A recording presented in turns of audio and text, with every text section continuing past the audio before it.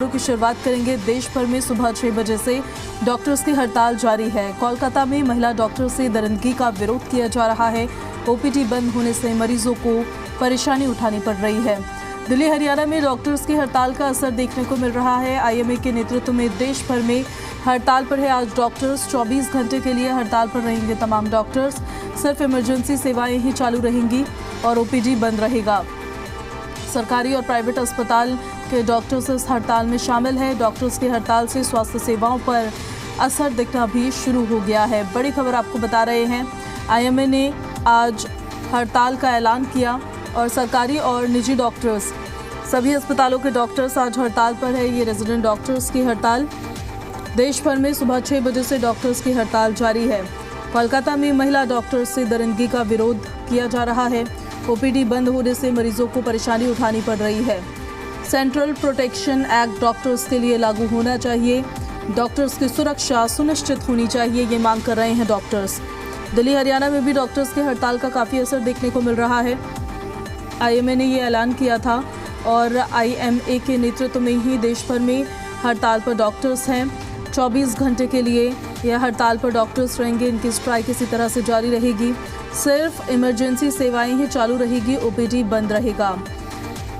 सरकारी और प्राइवेट अस्पताल हड़ताल में शामिल हुए हैं। डॉक्टर्स की हड़ताल से स्वास्थ्य सेवाओं पर असर पड़ता नजर आ रहा है।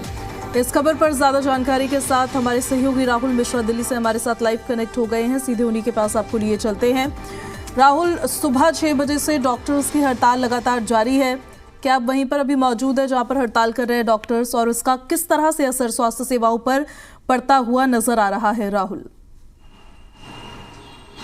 देखिए, क्योंकि डॉक्टर्स का हड़ताल लगातार हड़ताल नहीं कहा जाए, ये आज से, क्योंकि 24 घंटे का इन लोगों ने कहा, ऐलान किया है कि 6 बजे से लेकर के और कल सुबह 6 बजे तक ये हड़ताल पर रहेंगे।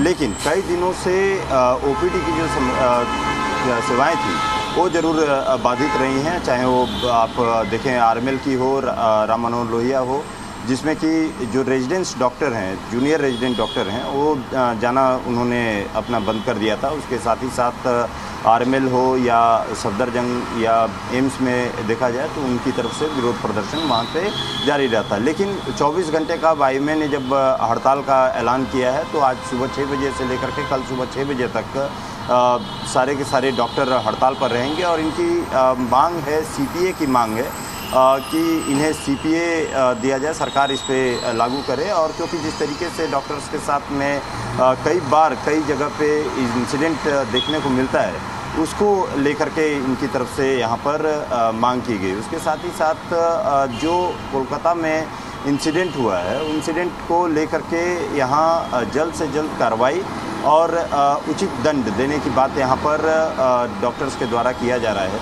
आज तमाम जो डॉक्टर्स हैं, डॉक्टर्स एसोसिएशन कहा जाए या साथ साथ जो हॉस्पिटल्स हैं, उन्होंने अपना ओपीडी बंद रखा है। और इससे कहीं सीधे तौर पे कहा जाए, हालांकि इमरजेंसी सेवाएं यहाँ पर ज़रूर लागू है, ओपीडी बंद करने की वजह से आम जनता, ख़ास तौर पे जो सरकारी हॉस्पिटल्स के जो जनता है, उनको काफ़ी ज़्यादा दिक्कतों का सामना करना पड़ता है और करना पड़ रहा है। और कारण यही है कि जब आप आते हैं तो वहाँ पर ओपीडी की जब सेवाएं नहीं हैं तो आप अपना उपचार वहाँ पर नहीं करा सकते, आप डॉक्टर को नहीं दिखा सकते हैं। इमरजेंसी सेवाएं ज़रूर यहाँ पर लागू है। लेकिन एक और चीज़ है, कल जिस तरीके से आपने देखा होगा कि तमाम विरोध प्रदर्शन डॉक्टर्स की तरफ से देखने को मिला था, जिसमें कि सुबह से धरना प्रदर्शन, उसके साथ ही साथ धरना प्रदर्शन के बाद 2 बजे उन्होंने निर्माण भवन का भी घेराव किया था, डॉक्टर्स ने घेराव किया था।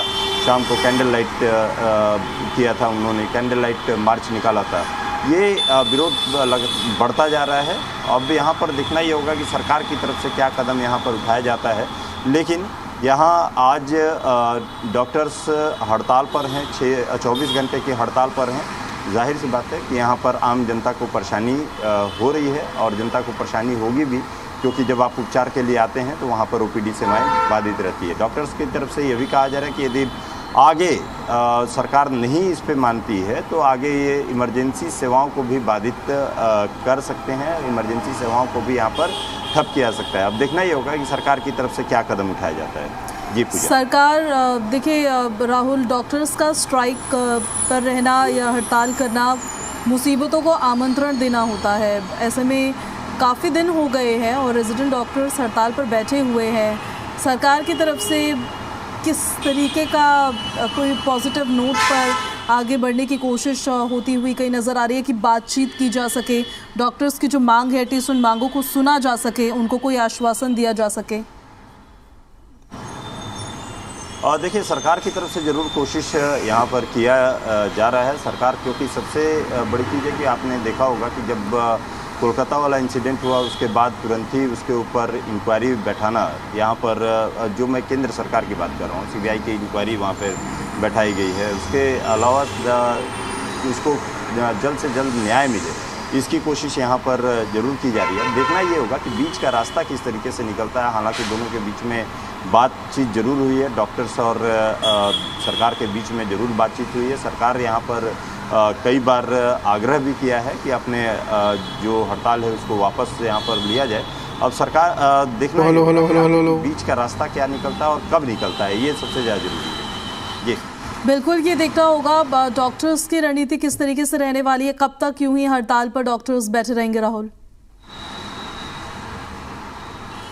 आप सही कह रही हैं पूजा कि कब तक हड़ताल पे बैठे रहेंगे, क्योंकि कहीं ना कहीं अंत में जो परेशान होती है वो आम जनता यहाँ पर परेशान होती है। क्योंकि आप एसेंशियल सर्विसेज के तौर पे यहाँ जो हॉस्पिटल्स होते हैं वो एसेंशियल सर्विसेज होती हैं, और एसेंशियल सर्विसेज को यदि आप बाधित करते हैं तो यहाँ पर आम जनता कहीं ना कहीं इस पे लेकर के परेशान होती है। अब इंतज़ार करना होगा कि आखिर में बीच का रास्ता कितनी जल्दी यहाँ पर निकलता है। बीच का रास्ता निकालना भी काफ़ी ज़्यादा ज़रूरी होगा सरकार को भी, क्योंकि नहीं निकाला गया तो आम जनता यहाँ पर परेशान होती रहेगी। जो दवाओं के लिए या उपचार के लिए जाते हैं, हॉस्पिटल्स जाते हैं, उनको कहीं ना कहीं दिक्कतें बढ़ेगी। ये ठीक है राहुल, बहुत शुक्रिया आपका। अपडेट्स लेते रहेंगे आपसे। शुक्रिया फिलहाल इन सारी जानकारियों के लिए।